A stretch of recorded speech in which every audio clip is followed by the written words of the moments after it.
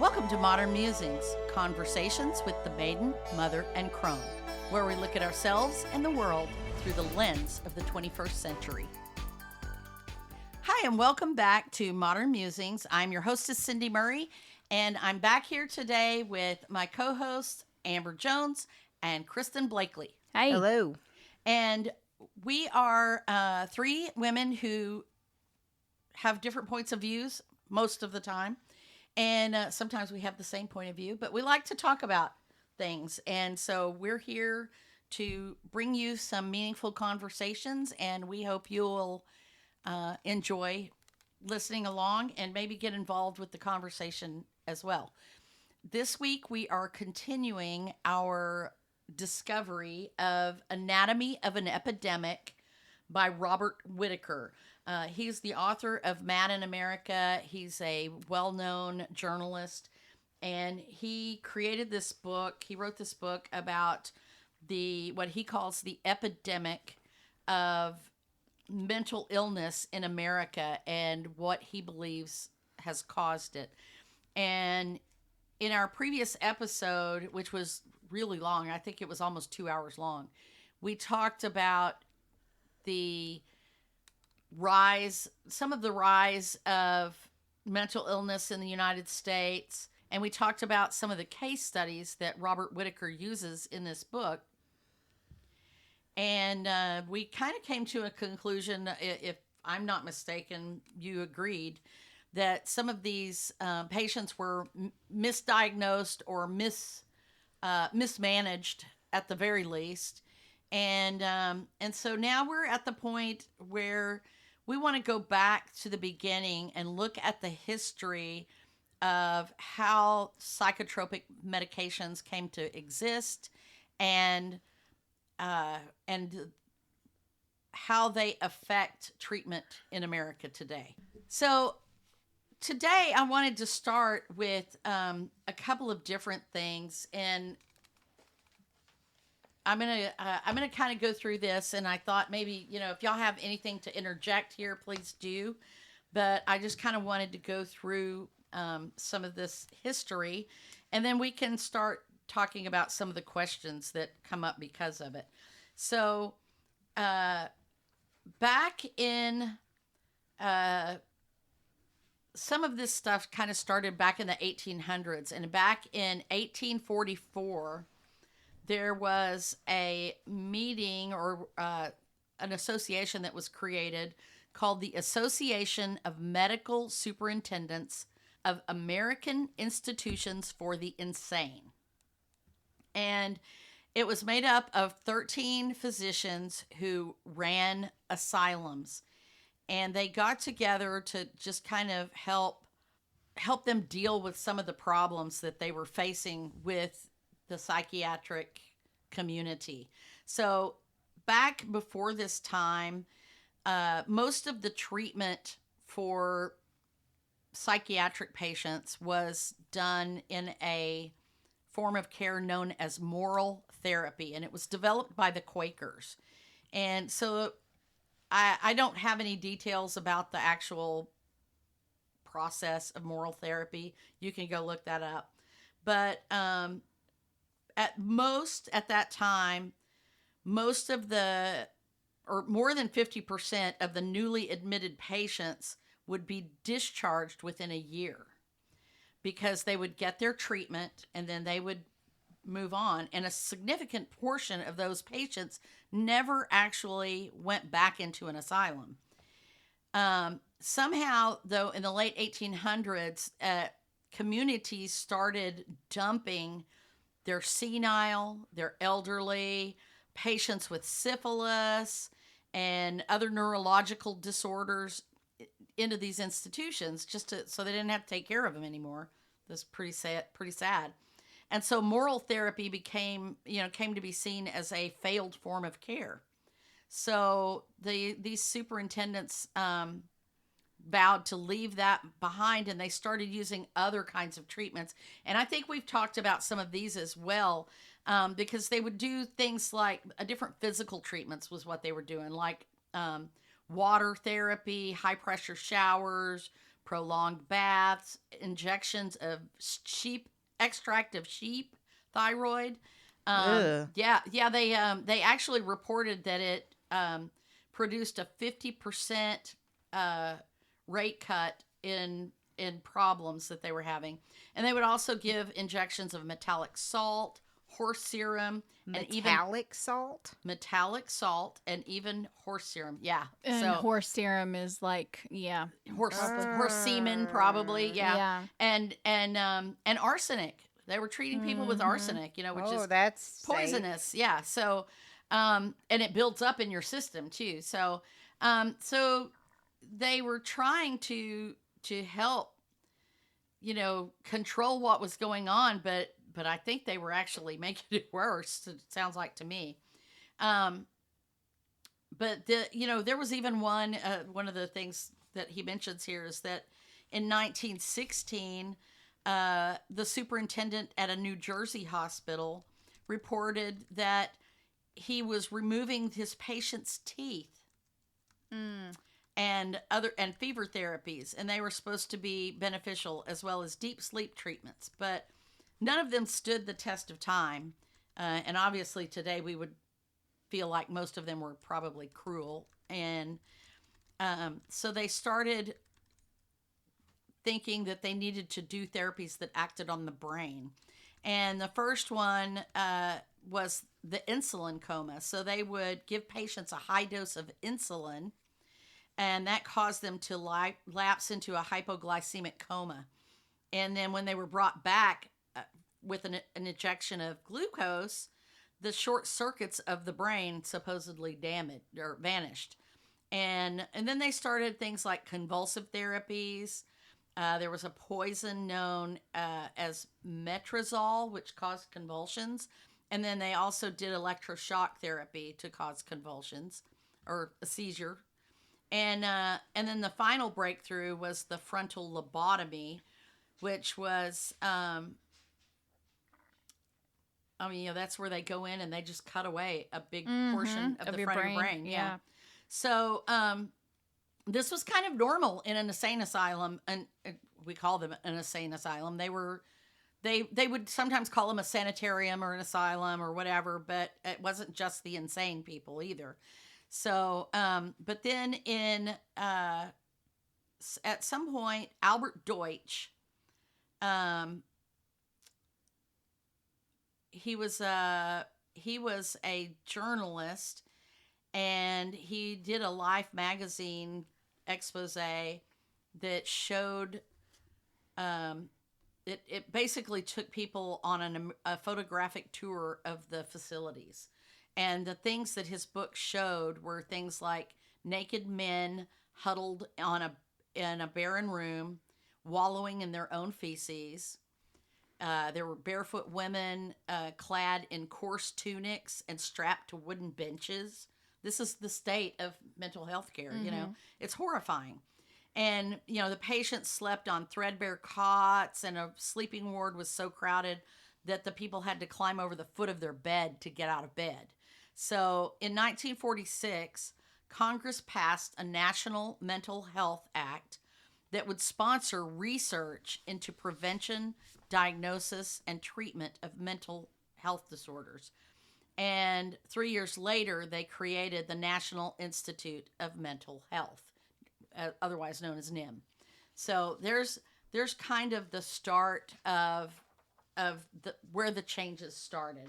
But you can see that psychiatry has never really been a patient-centric thing. It's not really based on the well-being of the patient at all. Particularly in those cases, it was based on what was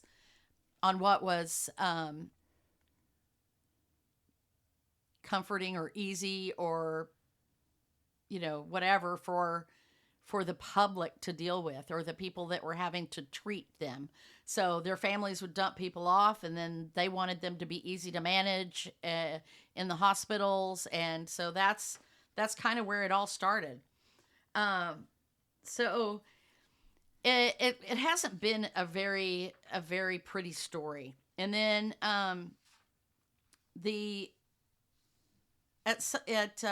in the late 1800s, they started experimenting with chemicals, and I'm going to kind of go through some of this too, because it kind of explains how they came up with some of the medicine and how the rest of the industry evolved around it. So there was a German scientist called Paul Ehrlich, and he was the originator of the notion that a magic bullet could be found to fight infectious diseases. So he spent his early years as a scientist researching the use of aniline dyes as biological stains. So he discovered that these dyes that they use in the textile industry to color cloth had a selective affinity for staining cells of different organs in the body and tissues. So he hypothesized that cells had molecules that protruded into the surrounding environment, and then a chemical dye fit into those structures, which he called receptors, which has stuck to this day. We call them receptors. He thought of it in the same way that a key fits into a lock. And I think we talked about this a little bit on the previous episode. So he started doing his research in the 1870s at the same time that Robert Koch and Louis Pasteur were proving that microbes caused infectious diseases. So his thought was that if he, and the thought of everyone was that if it's an invading organism like the common cold virus or whatever, then, and they could find a way to kill the organism without harming the host, then they could cure the disease, right? So they just started with all these different chemicals trying to find their magic bullet that would kill, or they say magic bullet. I'm thinking of the silver bullet. The silver bullet, The silver bullet that kills a werewolf. The only thing that'll kill one, right? So they started looking at these, and they figured out that a dye could stain a single tissue in a body and leave all the others uncolored. What if he could find a toxic chemical that would interact with the invading microbe, but not with the patient's tissues in the same way, right? It actually makes a lot of sense. And he was focusing on finding causes for sleeping sickness, and he settled on an arsenic compound called atoxyl, and it's the chemical that he decided would fit into this parasite's lock, and without hurting the humans that he was trying to cure.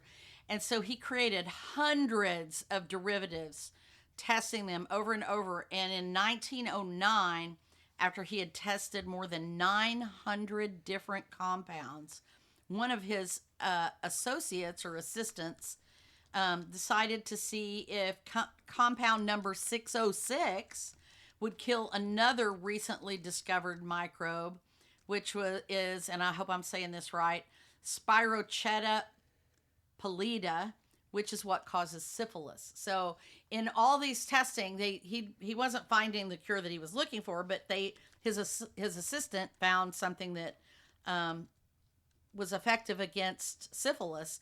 And so within days, the drug became known as Salvarsan. I'm assuming that's after the name of the person who discovered it. And it eradicated the syphilis microbe from infected rabbits without hurting the rabbits at all. And this inspired other scientists to start looking for their own magic bullets. So that was what started this idea that we already knew from Louis Pasteur that there were microbes that caused the illness. And now this guy has proven that if you could find something that affected that, you could cure, you could get rid of the illness. So Bayer Chemical Company in 1935 provided medicine with the second miracle drug, which is a sulfa drug, and it was a derivative of an old coal tar compound, and it was pretty effective in eradicating staph and strep infections, which they had discovered. And after they did that, then Alexander Fleming discovered penicillin. And he discovered that in 1928. But the problem was because it's grown from mold. It's made by distilling mold, and I don't know the process, but it was really difficult to culture enough of the mold to make an effective medication. Because not all mold generates penicillin. Not all mold generate, I think it may be kind of a slow growing mold, and some other, and then you have to distill it and everything else. So it takes a lot of mold to make a little bit of penicillin. So in 1941, during World War II, the U.S. and England were like desperate to find need for antibiotics. And so Merck Squibb and Pfizer started, they asked for them to work jointly on it. And then by D-Day, they had, in 1944, so in just 3 years, they discovered a way to produce enough penicillin for all of the wounded at the Normandy invasion. That's a lot. It's a lot, yeah. So they went from not being able to make enough to all of a sudden they can make a lot. And then eventually, they discovered other things as well. And so that's how that magic bullet model of medicine kind of came about. And it had led to the discovery of sulfa drugs and antibiotics. And it was very simple. First, they identified the cause of the disorder, and then they developed a treatment to counteract it. So they figured out what caused syphilis. They figured out what caused strep and all that, right? So it just makes sense, right? So antibiotics killed the known bacteria, and they figured out insulin. They figured out that diabetes was caused by an insulin deficiency. So they figured out that they could get the insulin from pigs at the slaughterhouse, and it was so similar to human insulin that it could be used in insulin, and so they basically saved people's lives with it. So then, but so everything in every instance of these, the first thing that happened was that they figured out a disease. The disease came first, and then they found the cure for it, right? But psychiatry does not use the same model. So what happened was in all these chemical companies are looking for the magic pills, right? Mm-hmm. And in the 1940s, researchers started, they were testing these same compounds that were originally used as chemical dyes. And they were actually looking for chemicals to cure malaria and African sleeping sickness and some other worm-borne illnesses. And they didn't come out, those researches didn't work out very well. But in 1946, they realized that one of their phenothiazines called promethazine, and that may be a chemical you've heard of, had antihistamine properties. Mm-hmm. And so they thought it might be useful for surgery, because back at that time, when your body, what happened would be, like, if your body is in trauma, your body produces histamine, and it causes all kinds of things, and one of them is a drop in your blood pressure. Mm-hmm. And so too much histamine causes this drop. And so if your body is in trauma from surgery, they would have this precipitous drop in their blood pressure, and patients would die just mm-hmm. from that. So they thought this might be helpful in surgery, in addition to the anesthesia that whatever they were things that they were doing. I don't even know if they had anesthesia then, but anyway, they figured out that this drug gave an antihistamine effect, and it produced a kind of euphoric quiet mm-hmm. and so the patients were calm and with a relaxed and detached expression. So they thought we can use it as anesthesia, and because it only acted on selective regions of the brain, the patient didn't feel any pain, they didn't have any anxiety, and they often didn't remember the operation. And you've heard of this called twilight sleep. Yeah. Yeah, that's what it does. So, and I mean, there's other drugs that cause it now, but that was how they got to this, and so,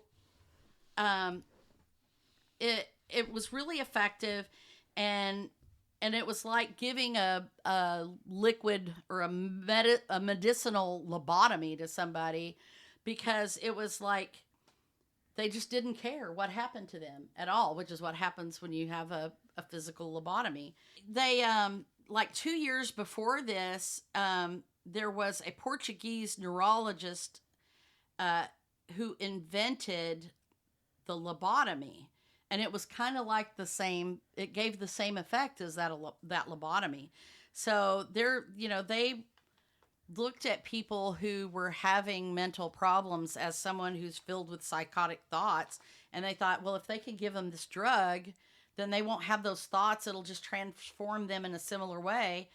And so they started giving it to psychotic patients. And in Paris, it started in Paris to start with. And then it went all over Europe and to the U.S. And eventually they termed the coin neuroleptic, which meaning that it takes hold of the nervous system. And they marketed it as Thorazine, which I think it's still used today for people with schizophrenia. I think so.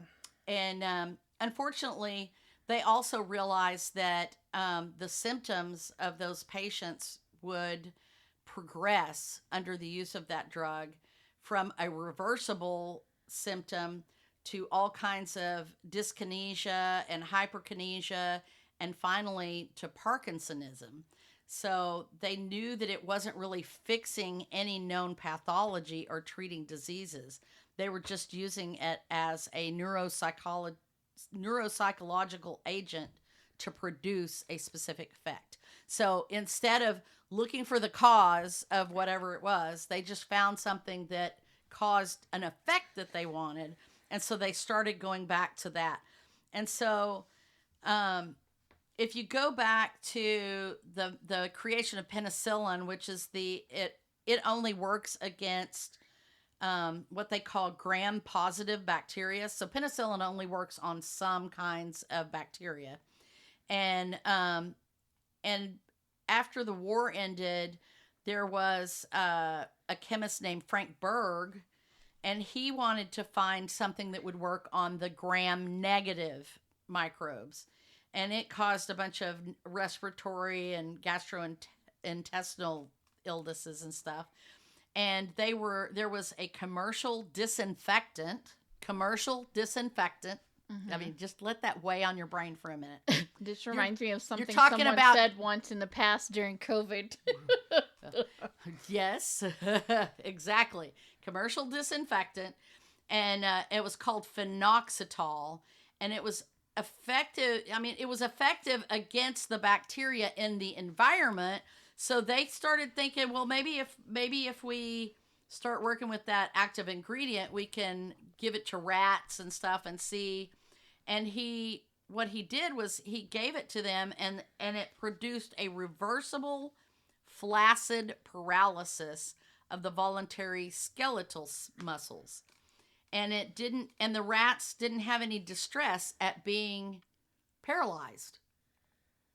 So you're giving them, the equivalent of Lysol or, yeah. Which is also making their body not move, but also make them not care that their body doesn't They don't work. care that their body doesn't move, right? And so they laid quiet and tranquil even when they couldn't move. And so they started messing around with this, and they eventually, it only acted for like a couple of minutes, but when they kept working with it, they were able to come up with a drug called Milltown, which came to market in 1955. And there's so many housewives that were given Milltown. A way to subdue the masses and mind control. The movie, Valley of the Dolls. Valley of the Dolls, yes. That's what it's like about. Oh, but also, I was thinking of the one where they're in the Stepford Wives. Well, no, that was No, different. that They was like weren't a giving them robot. drugs. They were turning them into like robots. They were Oh, making okay. robots, But still, basically, yeah. if someone was controlling them. Yeah. But Valley of the Dolls. That's Valley like of the the whole Dolls. like pills behind that. And so they through all of this, and then they eventually came up with Librium, which is, I believe, the metallic salt that is used for bipolar disorder. Is that right? No, that's lithium. Lithium. Sorry, is, I'm was like confusing those. Librium. You're right. This is called Librium. So I guess it's another anxiety drug. So Milltown and Librium. And then in 1957, they came up with a medicine for depressed patients, and it was called Marcelid. And it was dubbed a psychic energizer. And it could trace its roots back to rocket fuel. So they're putting rocket fuel in your body, right? Psychic energizer. That sounds very metaphysical, too. Physic energizer. My bad. Okay. Sorry, not psychic. Okay. Physic. Man, I'd like some psychic energy because right they were now. looking at the depressed. Okay, so the anxious people, they're thinking we need to calm down their anxiety. These moms are these moms and housewives or whatever are anxious, so we need to calm them down. And the people in the asylums also were agitated, as you would be too if you lived in those conditions. And then they were looking at depressed patients, and they're thinking, well, they just need more energy, So there's also all kinds of other uppers and things that they gave people, So to give these tired moms more energy, right?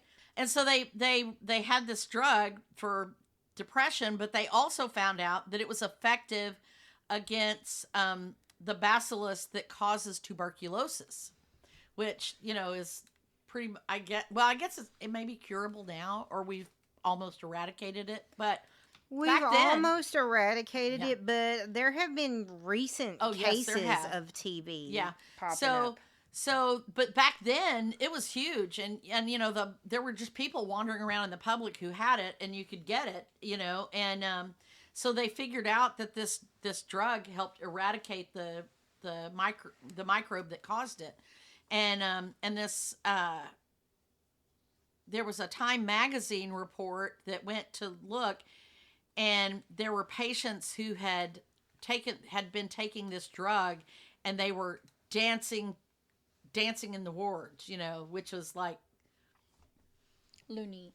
No, like, yay, they're happy and they have energy and they're that kind of dance. Yes, Okay. and so they just started episode. marketing it, But they also said that it could provoke mania. There were lots of nasty side effects, including dizziness, constipation, difficulty urinating, neuritis, perverse skin condition. They all do. They all do. That's on every drug. None of the drugs are ever side effect free. Straight. Yeah, they don't ever affect just one thing. So the thing that came out of that was that they showed that if patients were on this drug long enough, for like 5 weeks at least, it worked. But none of them were developed after any scientist had identified any kind of disease. So, except for the tuberculosis. So but we're talking about the mental things. So the depression, the anxiety, all that. None of those drugs ever named a disease that they were curing. Or, they never found a cause for those diseases. It named the disease, but, they never found a cause for dementia. But they did start using the term chemical imbalance, and we'll talk some more about that too. Right now, I want to talk about what happened with the AMA. So back before 1900s, there were doctors. And, they went to med schools and stuff and learned how to doctor. But there were also all these companies, like at one point there was like more than 50,000 small companies that were selling different kinds of syrups and elixirs and herbal remedies. And they were either selling directly to the public or they were making packaged goods at stores and whatever. And they were made with secret ingredients. Snake oil. Yes, exactly. And so right around the turn of the century, the American Medical Association set itself up as the organization that would help the American public distinguish the good from the bad. Sounds like a great thing, right? So they're saying we've got all these people selling this crap to the people out there, and we want to control. We want to be able to say this is not real stuff, or whatever. And so meanwhile, at the same time, Merck and the other drug houses were selling their chemical preparations, which they were calling ethical drugs, to pharmacists, right? And then the pharmacists act as the retail vendors. But neither of those groups, neither the snake oil salesmen or the pharmaceutical companies, had to prove to a government regulatory agency that its products were either safe or effective. They didn't even have to. They could just put it out there and say, this is what it does, and good luck, So the AMA was really wanting to establish a place for doctors to set itself up as the organization that would do the assessment. And they set up a propaganda department to investigate the patient medicines that were being sent out there. And they established a council on pharmacy and chemistry to conduct the chemical tests on the drugs, right? So it turned itself into a watchdog of the pharmaceutical industry instead of just a organization of doctors. And they were providing a valuable service, but at the same time they were furthering their own financial interests, because the drug evaluations provided patients with a good reason to go to a doctor. So if the doctor is knowledgeable about which drugs work, then you're going to go to the doctor to find out which drugs to get.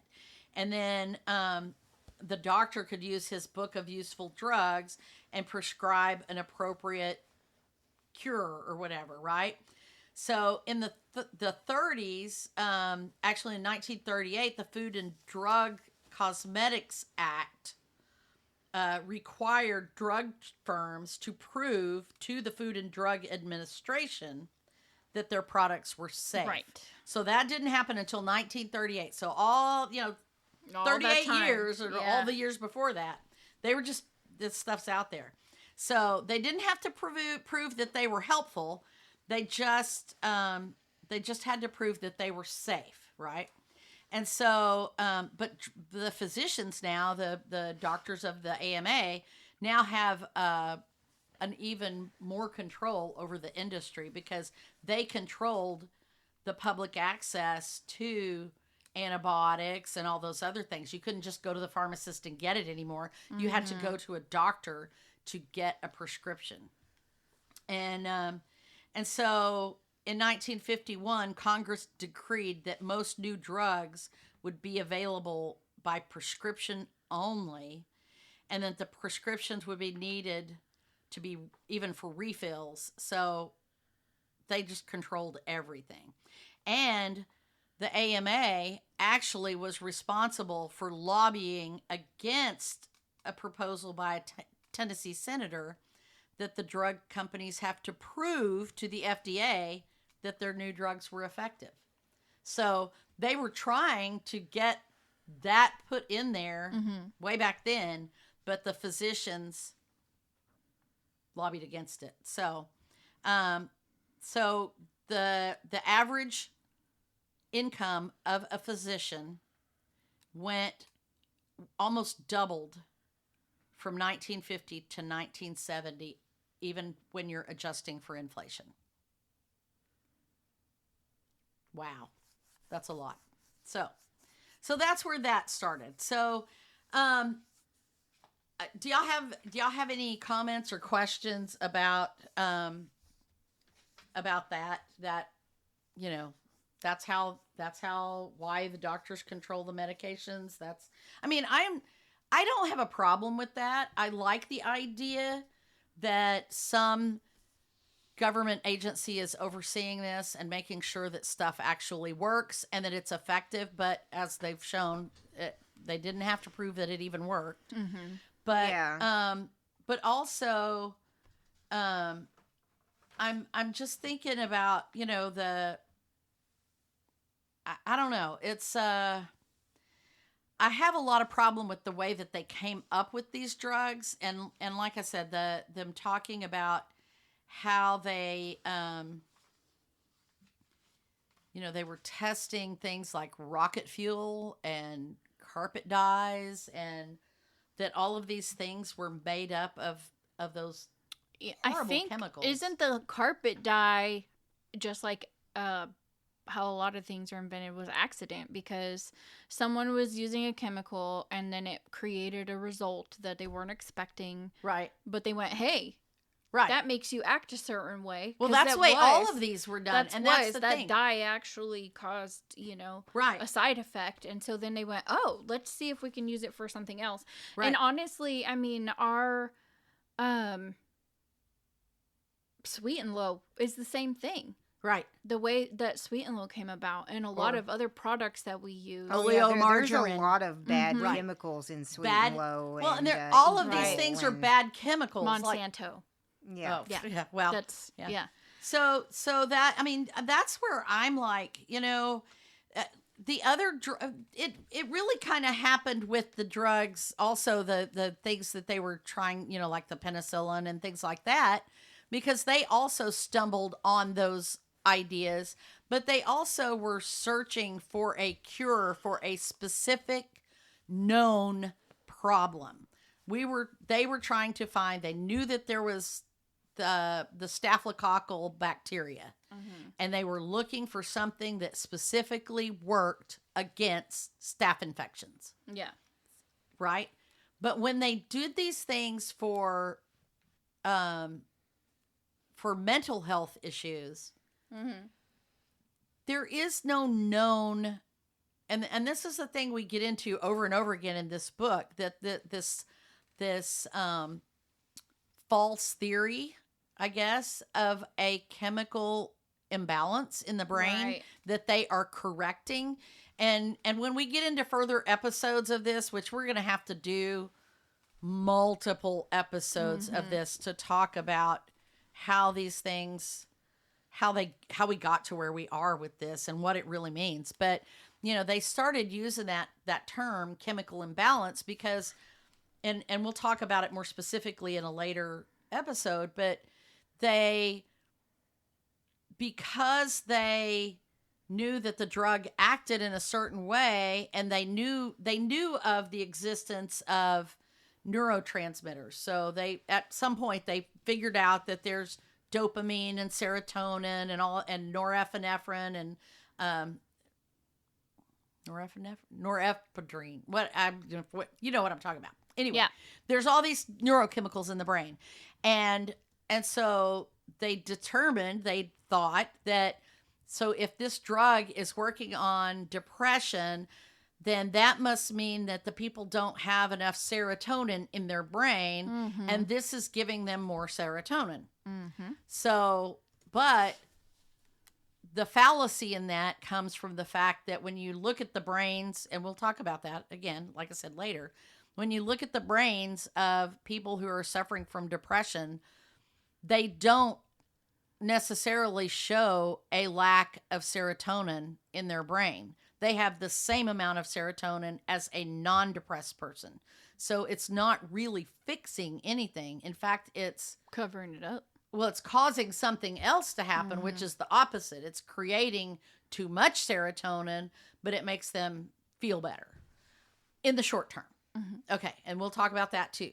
So, I mean, I have a problem with that. I just really have a problem with that. I don't think they should be labeling these people with you have a chemical imbalance if they haven't found an actual chemical imbalance. And they've said this about bipolar disorder, depression, anxiety, attention deficit disorder. I mean, that my ex-husband was told he had a chemical imbalance when he was a kid, and it was probably very obviously ADHD. But you know, if there is no real proof that there is a chemical disorder or a chemical imbalance, then why are you calling it that? And why are you feeding the public with this idea that, oh, you're missing this chemical and we're replacing it with this drug and everything will be okay? And they're not talking when they diagnose kids or someone with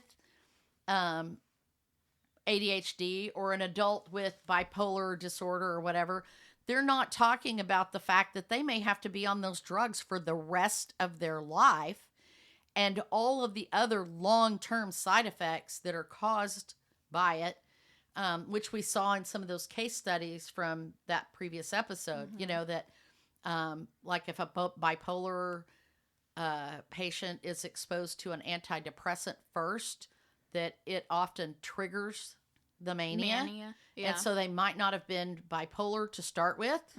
They might, but whatever you did to them with the antidepressant caused it. And that some people who come in for depression then wind up getting anxiety because of the antidepressants, and then the anxiety leads to bipolar disorder. Bipolar disorder leads to borderline personality disorder or schizophrenia or something else. And so I just have a real problem with that because, you know, they haven't ever diagnosed an actual, this is what causes depression. And in a lot of those cases, and in probably every case of depression of anyone I have ever known, there is a root cause of the depression, and it has nothing to do with chemicals. It has everything to do with their trauma and PTSD and their emotional history. And so that I think I don't know.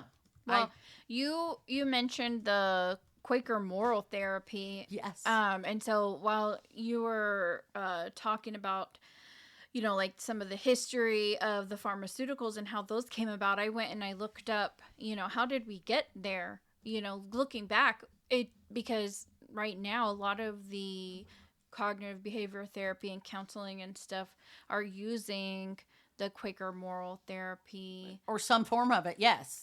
Type of, you know, approach. And it's really interesting because we went from, you know, this being community and like religious run type thing to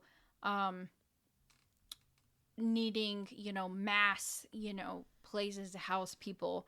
And I was reading about how that happened a lot during the Industrial Revolution, actually. Yes. Yeah. And because I was really thinking like how those drugs are a way to control the uncontrollable. Right. And even the case studies were about children or adults that were, you know, a little on the edge of being socially acceptable behavior, right? Right. Maybe a little out of control, or, you know, like the college girl, you know. Right. And maybe they're not just being out of control, but, you know, they didn't feel like they were fitting into the social standard. Right. And that's what they weren't complying to the social norm. Yes. And with the Industrial Revolution, that's what ended up happening was there were poorhouses because the people who were basically homeless and couldn't fit in that social norm of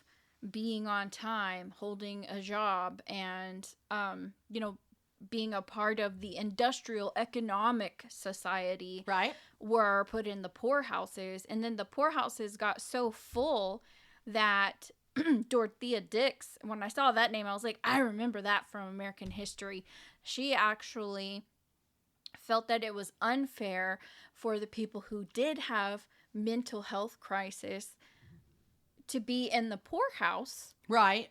Mixed up with all of the other people who were miscreants or whatever. Right. Yeah. It was a hot mix of a lot of different things. Yeah, so it was literally the homeless, the poor, the mentally disturbed, and then just the depressed people. Senile people, yes, people with syphilis, people with tuberculosis. They were all being lumped together. One place. Yeah. And so there were so many of them that she fought for those who had mental health disorders to get them a better place. And so that's when the government stepped in, because they're like, oh yeah, we've got all these people that can't work to feed this machine, the economy that's booming in the Industrial Revolution.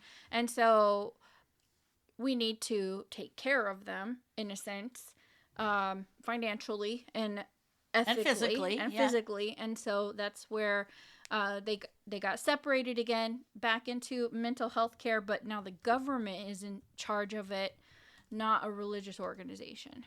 Right. Which I thought was really interesting. It was either the government or a hospital, or a privately owned hospital. It was state hospitals, actually. Yeah. So they started the state hospitals.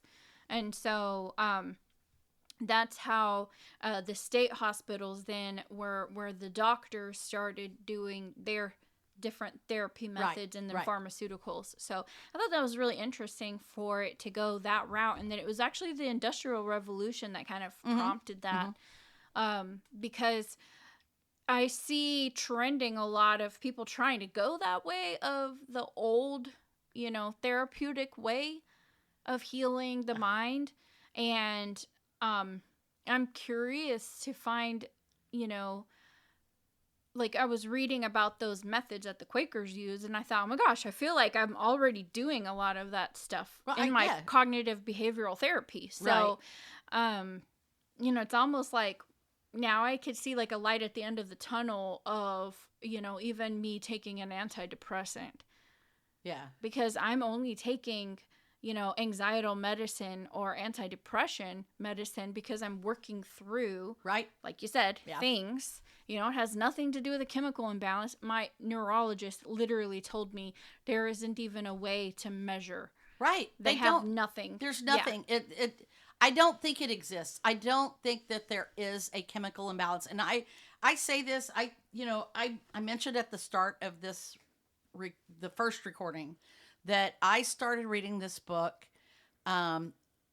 wanting to play devil's advocate against it, because I believed thoroughly that medicine is helpful to people. And I just... after reading it, I've actually started weaning myself off of my own medication. So, very carefully, with the approval and assistance of my physician. Never, ever, ever, I will state this for everyone, never go cold turkey off of your medication, and never do it without your doctor's knowledge and assistance, because as we'll talk about in later episodes, it can cause worse symptoms. So, but if you do it very carefully, and with the assistance of your physician, you can wean off of these drugs, and very successfully. And so I don't believe that there is a chemical imbalance at all. I think that a lot of the things that, for me, the things that I went to for a doctor for,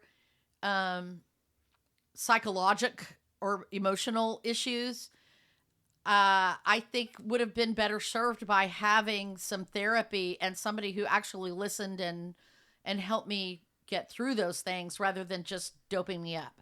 And this started back in my young years. So the first time I ever went on an antidepressant was when I was in my early 20s, and I was probably likely having some effects of possibly postpartum depression, and then I went through a divorce, so, and I was a single mom, so there's a lot of stuff going on there, right there. And I had grown up in an abusive family with lots of PTSD issues, and no doctor ever asked me about any of that stuff. I told them I was going through a divorce. They knew I had a young child at home, you know, a 1-year-old or whatever. But none of them ever thought to say, oh, well, that's what it could be. They just immediately put me on an anti-anxietal or an antidepressant. So, and that was my history. And that's the history of pretty much everybody I know who's ever been put on antidepressants or anti-anxietal. Yeah, because even when Mima was pregnant with Dad, she was tired, and her doctor gave her one of those speed type drugs. Yeah, he was born in the early 60s. So, and they, you know, that's what all the housewives are doing. They're tired. Well, yeah, they're tired. They've got 2 teenage kids at home. She's a stay-at-home mom. Her second son was a holy terror, for lack of, I mean, he was a good guy, but you know, he's a little boy and he's getting into trouble, and he was always in trouble, and she's just like pulling her hair out, and while being a work at home. Well, she didn't work at home. Trad wife. Well, that's what I mean. Work from home. Yeah, she was a traditional wife. Yeah, and she didn't get any support, you know, from her husband raising those kids, because men didn't do that back then. She had to clean the house herself. She had to do all those things, and she was tired, and so they gave her, you know, uppers. Speed. They gave her uppers to help her, you know, and it's like, oh my gosh, yeah. Mm-hmm. So I'd love to get into more here with this, but we've already expended the hour that I wanted to, or close to the hour that we've allotted for this. So I don't want to start into something else that I can't finish the discussion on. Amber, do you have anything you want to add to that, or any experience that you've had with that at all? Last time in the last episode that we did, you told us a lot about your medical. We talked a lot about that. I mean, I have success. The only medication that I really take is for acid reduction, like stomach acid reduction. And that's the only over-the-counter medicine that I currently take. I don't even take anything for migraines anymore. Right. I try to do all of that holistically. The only thing that I take is like other than that is like vitamins, because I'm anemic, and and we're not talking about any of those other kind of drugs. We are just talking, you know, primarily about these psychotropic drugs that were developed without a... I tell you, like, as a person that has been over the years since my late teens, and now I'm in my early 40s, I have been on probably, like, I've been on like at least one in every class of the SSRIs, SNRIs, beta blockers, types of medication, and I've probably sampled just about, I'm not going to say everything out there, because they come out with new things every year. Yeah. You know, and there is no, as we've been talking about, and as he mentions in the book, that there is no cure-all, like it's not a forever kind of thing. Yeah. You know, and it's not a one and done. It's only meant to last, you know, a certain number of months, not years, but months, to get you stable. Right. If you're having constant panic attacks, and which has happened to me in the past. Yeah. You know, like, you take that to stabilize your mood, and then you wean off of it. Right. And that's what he talks about, you know, is that, and that's kind of what I'm proponent of as well, is that I'm not saying that these drugs are bad. I'm just saying that's not something that, like, a doctor tells you that you should wean off of. No, they don't. And I really feel like it is something that you use, and we'll talk about that in future episodes, but you know, use it. We're not saying never ever take these drugs. And please don't go off them without talking to your doctor, and And please don't take us as like medical. We are not medical advice experts either. No, we're just givers, reviewing. We're reviewing this book You know, in the Light of the conspiracy that it highlights. right. Yes, and in the spirit of opening people's eyes so that you can have an authentic conversation with your physician about the drugs and whether you actually need them or not. So we will come back with future episodes of this. I don't know when, hopefully sooner than later, because I don't want to keep you waiting on it, but we just got to be able to fit it into the schedule. So for next week, we are talking about something that Kristen is bringing to the table. Yeah, next week we're talking about the word play and how you can incorporate that into your life. Which I think is an awesome thing that we all need to do. So, thanks for listening. I hope you enjoyed this episode. I know I did most of the talking, which Amber complains about a lot. But I had a lot How's to that share. different than any other podcast? It's not. And so, but I do hope that you got something out of it and that you will join us next week. And if you like this episode, go over, like, subscribe, find us on our Facebook, find us on YouTube, all those, Apple Music, give us some reviews, all those things. We need all the help we can get to make sure that we can still be putting information out there for people, because if there are no listeners, there's no point in doing this. So, give us a hand here and let us know, send us some love, and we will be back next week with Play. Bye. Bye.